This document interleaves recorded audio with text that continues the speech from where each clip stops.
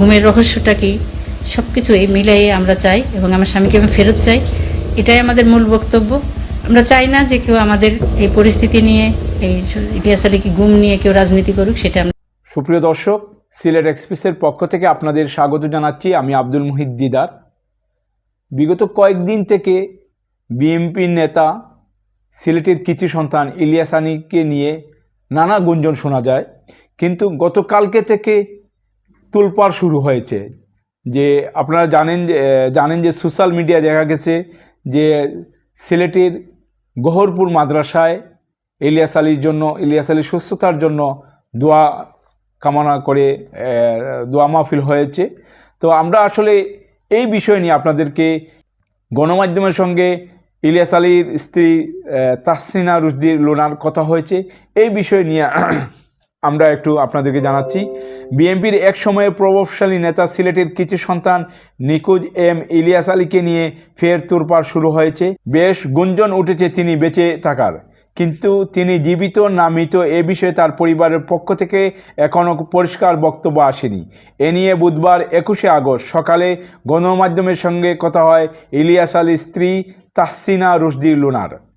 জানা যায়, মঙ্গলবার 20শে আগস্ট মাগরিবের নামাজের পর সিলেটের বালাগঞ্জ উপজেলার গহরপুর জামিয়া মসজিদে ইলিয়াস আলীর পারিবারিক উদ্যোগে তার সুস্থতা কামনায় খতমে বুখারী ও দোয়া মাহফিল হয়েছে।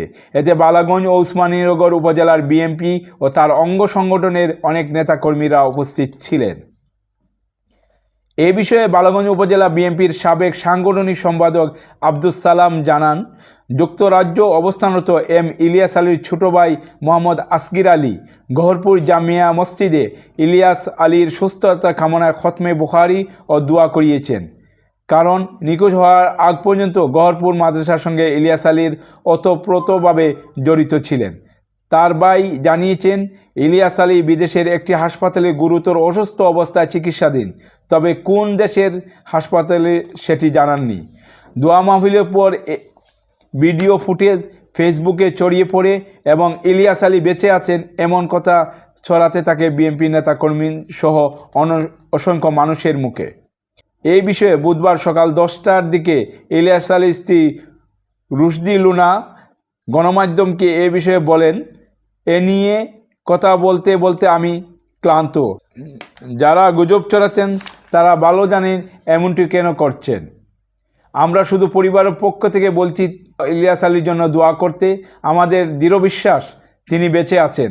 প্রথম থেকে আমরা আশা পোষণ করে আসছি, তাই সব সময় তার সুস্থতার জন্য বিভিন্ন স্থানে দোয়া করিয়েছি বা করাচ্ছি।